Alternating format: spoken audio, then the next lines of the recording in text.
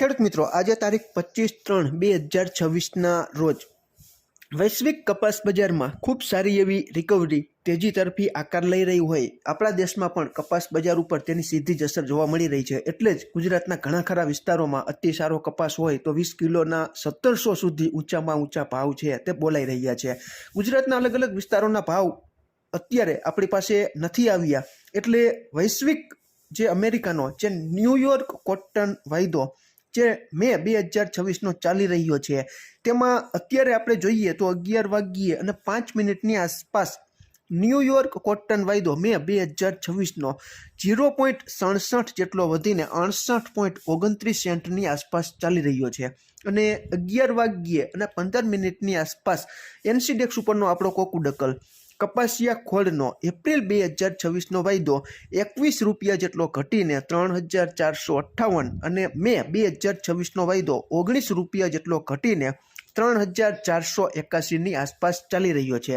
કપાસિયા ખોળની જે 60 કિલોની ભરતીવાળી ગુણી આવે છે તેના બ્રાન્ડના ભાવ 2350, 2400 અને 2450 સુધી ઘણા ખરા વિસ્તારોમાં બોલાઈ રહ્યા છે। સમગ્ર ગુજરાતમાં 60,000થી લઈને 62,000 મણ સુધી કપાસની આવક છે તે જોવા મળી રહી છે।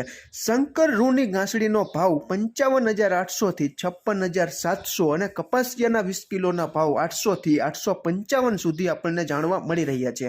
કપાસિયા વોશ ખેડૂત મિત્રો ગઈકાલે 25થી 30 રૂપિયા જેટલું ઘટીને 1380ની આસપાસ અત્યારે આવી ગયું છે। ખેડૂત મિત્રો, ન્યૂયોર્ક કોટન વાયદામાં રૂની ગાંસડીનો સર્ટિફાઈડ સ્ટોક લગભગ 1,15,640 ગાંસડીની આસપાસ આપણને અત્યારે જાણવા મળી રહ્યો છે। ખેડૂત મિત્રો, ન્યૂયોર્ક કોટન વાયદામાં શા માટે રિકવરી આવી રહી છે તો તેના ઘણા બધા કારણો છે। મારી પાસે જ્યાં સુધી માહિતી છે ત્યાં સુધી હું તમને જણાવું તો ખાસ કરીને જે અમેરિકાનો મુખ્ય કપાસ ઉત્પાદક વિસ્તાર એટલે ટેક્સાસમાં દુષ્કાળ જેવી સ્થિતિ અત્યારે સર્જાઈ હોય તેવું આપણને જાણવા મળી રહ્યું છે।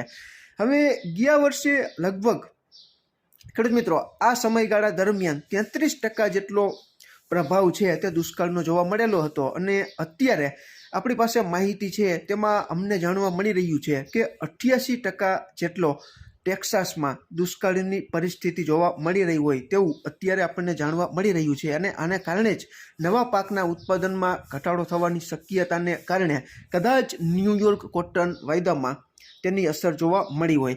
બીજું કે ભૂ રાજકીય તણાવ અને ક્રૂડ ઓઇલ આપણે અત્યારે જોઈ રહ્યા છીએ કે મિડલ ઇસ્ટમાં એટલે કે મધ્ય પૂર્વમાં ખાસ કરીને અમેરિકા, ઇઝરાયલ અને ઈરાન વચ્ચે જે તણાવ ચાલી રહ્યો છે તેને કારણે ક્રૂડ ઓઇલના ભાવમાં ઘણો બધો ઉછાળો આવ્યો અને આની સીધી જ અસર આપણા કપાસ બજાર ઉપર જોવા મળી। કારણ કે ક્રૂડ ઓઇલ મોંઘું થવાથી ખેડૂત મિત્રો જે સિન્થેટિક ફાઇબર છે, પોલિએસ્ટર છે તેના ઉત્પાદનના ખર્ચમાં ઘણો બધો વધારો થાય છે, જેનાથી કુદરતી કપાસની માંગ વધે છે અને આને કારણે ન્યૂયોર્ક કોટન વાયદામાં કદાચ અસર જોવા મળી હોય। કારણ કે યુદ્ધ જેવી પરિસ્થિતિ જ્યારે નિર્માણ પામે ત્યારે ટ્રાન્સપોર્ટ અને શિપિંગ ખર્ચ છે, સમુદ્રનો જે ફ્રેટ રેટ છે, સ્ટીમરના વીમા અને ક્રૂડ ઓઇલના ભાવ વધવાથી ઘણો બધો ખર્ચાળ થઈ જાય છે। દરિયાઈ મુસાફરી ઘણી બધી ખર્ચાળ થઈ જાય છે, એટલે પણ કદાચ આના અસર છે તે ન્યૂયોર્ક કોટન વાયદામાં જોવા મળી હોય। બીજું કે કદાચ શોર્ટ કવરિંગ જેવી પરિસ્થિતિ પણ ઉદ્ભવી હોય, કારણ કે બજાર છેલ્લા ઘણા સમયથી મંદીવાળાઓએ મોટી પોઝિશન ઊભી કરી હતી, પરંતુ અત્યારે આપણે જોઈ રહ્યા છીએ કે બદલાતો જે ટ્રેન્ડ છે, ટેક્સાસમાં દુષ્કાળ જેવી પરિસ્થિતિ, આ ઉપરાંત ગ્લોબલ સમાચારો પણ ઘણા બધા અત્યારે આપણને એક્ટિવ થયેલા જોવા મળે છે। એટલે જે વેચવાલી જે હોય શોર્ટ કવરિંગ એટલે કે જેને માલ છે તે વેચી દીધો હોય તે પોતાની પોઝિશન કાપે એટલે ફરીથી ખરીદી કરે, એટલે ન્યૂયોર્ક કોટન વાયદો છે તે વધે, આવું બનતું હોય છે। આ ઉપરાંત ચીનની માંગ એવું પણ આપણને જાણવા મળતું હતું કે ચીન દ્વારા અમેરિકી કૃષિ ઉત્પાદનોની ખરીદીમાં કદાચ રસ દાખવશે, એટલે પણ કદાચ ન્યૂયોર્ક કોટન વાયદામાં આની અસર જોવા મળી હોય।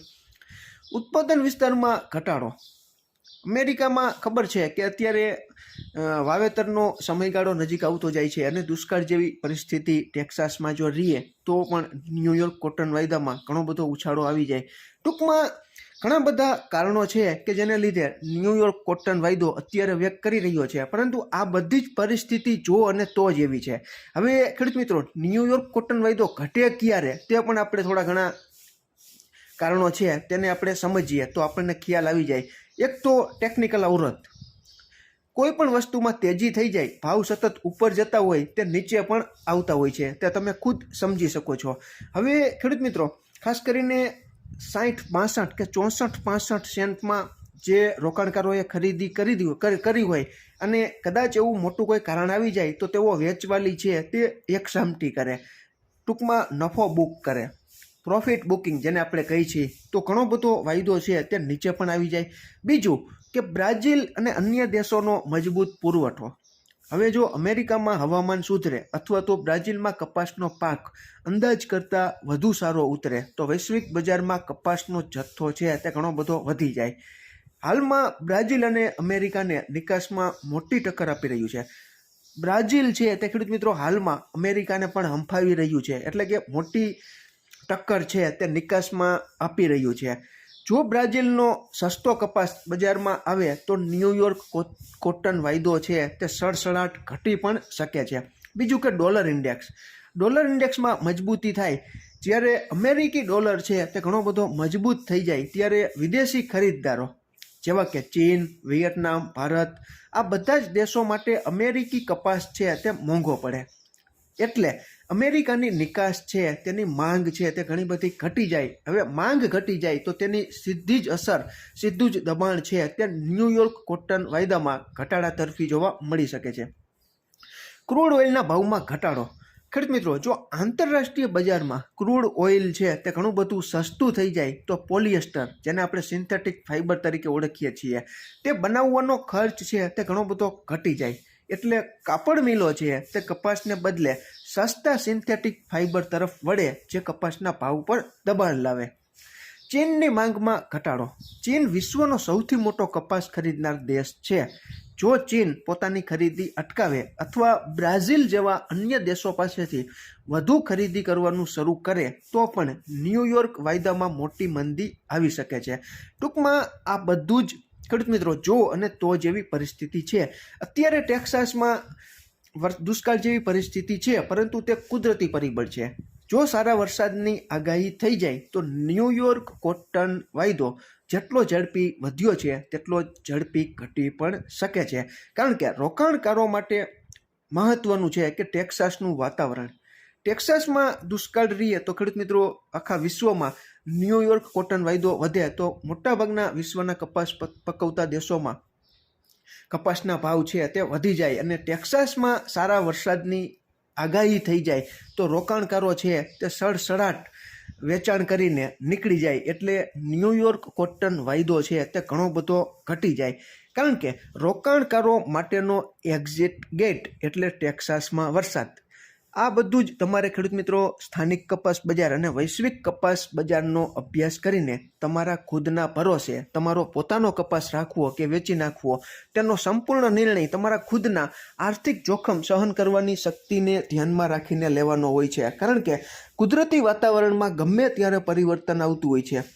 વૈશ્વિક માહોલમાં પણ ગમે ત્યારે ગરમાવો આવતો હોય છે.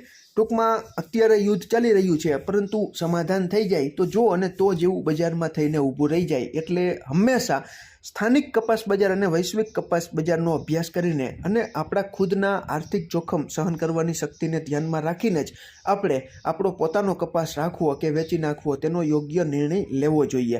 ખેડૂત મિત્રો, અમે ક્યારેય તમારે કપાસ રાખવો કે વેચી નાખવો ટૂંકમાં લેવડ દેવડ અંગેની સલાહ કે સંગ્રહખોરીની સલાહ નથી આપતા.